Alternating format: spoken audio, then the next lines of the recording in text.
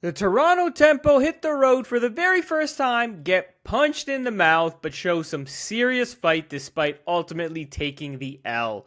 Let's talk about it.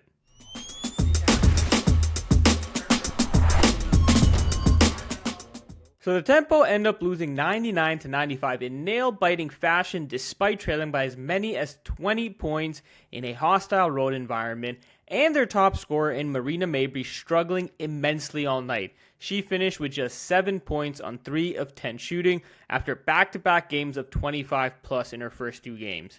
It was a strong second half from Slim. She finished with 27 points and 7 assists, which was huge considering Julie Allemand left with a groin injury. She also went 11 for 11 from the free throw line. And the Tempo's bench was also stellar in this game. They outscored the Sparks 42-10. So, all in all, it wasn't a concerning result considering the overall disparity in offensive efficiency and the injury circumstances that surrounded this game for the Tempo's first road effort.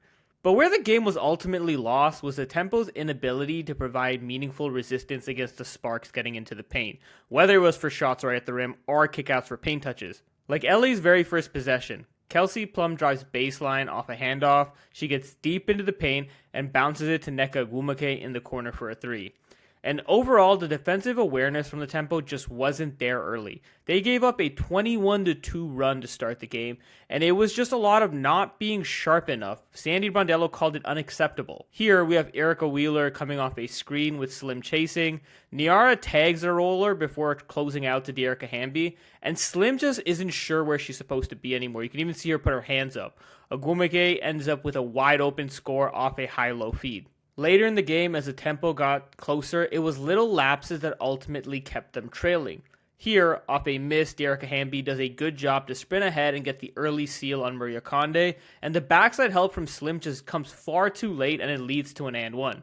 Another lapse on defense here from the baseline play. Both Marina and Tiani chase the curl, which leaves Cameron Brink wide open to float inside for a score. And if the goal here is to trap that corner, then again, there just needs to be a better understanding of how your rotations need to go from there. LA finished with 54 paint points, and so much of that was up close, going 21 of 25 at the rim, especially Hamby and Ogwumike. They combined to account for 12 of those makes. Both of them only missed 5 of their combined 21 shots.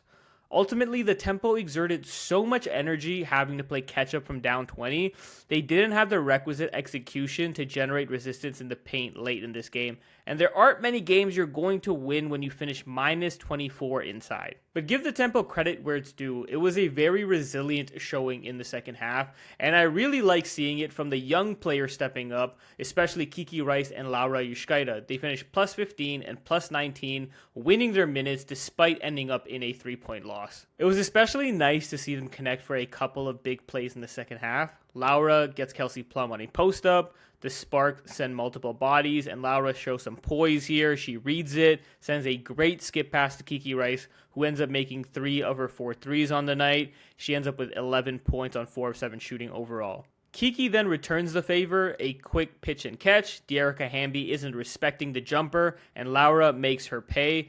Both of these rookies will need to prove to opposing defenses that their jumpers can translate to the WNBA level, so it's great to see they've both been taking it with confidence, especially in this game.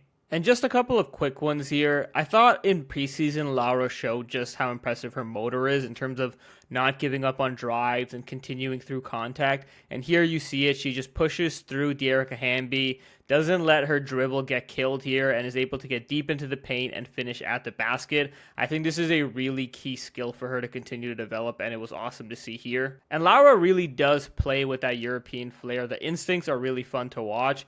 Here, Kia Nurse gets a really nice deep drive into the paint, decels. Laura on the 45 cut is able to come in. She stops on a dime and gets that little step back fade to go in. It's a nice tidy bit of shot making from the rookie.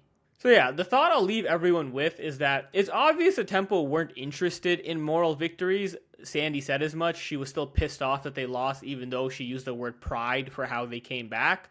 They had an opportunity to at least tie this game and extend it. Marina Mabrey had a really good look for a 3 towards the end. That's a shot we've seen her hit throughout this early season. She unfortunately isn't able to get it to go, and that's where the game kind of falls apart for the Tempo, and it's a free throw game from there. But considering all of that, it's about as good as you can feel coming out of a loss. again, we mentioned it. It's the first road experience for the Tempo. They end up going into it again, down multiple front court players with no Temi Benley, no Isabel Harrison. They start Nina Milic. It's clear Sandy is searching for the right front court combinations here. They end up losing one of their better defenders in Julie Alamond. She leaves this game with a groin injury. Hopefully, the extent of that isn't severe. She was actually pretty aggressive offensively in this game, too, so it was a bit of a double whammy to see the Tempo lose Julie Alamond. We already talked about Marina, again, struggling offensively all night into this game.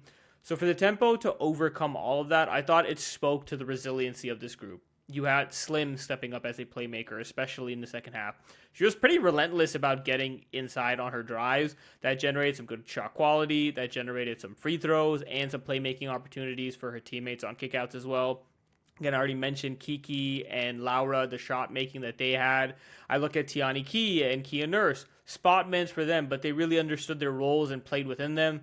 Kia hit some timely shots. Tiani got some defensive stops when they needed. And then I look at Niara Sabali, who I thought was awesome, especially on the offensive glass. The Tempo ended up with 10 offensive rebounds for 14 second chance points. Niara accounted for 5 of those O boards. I thought she was pretty relentless on the glass, and she's really blossoming as this starting caliber forward. And if you can get more of that with some consistent front court play around her, I think there can be some really fun combinations for Sandy to use.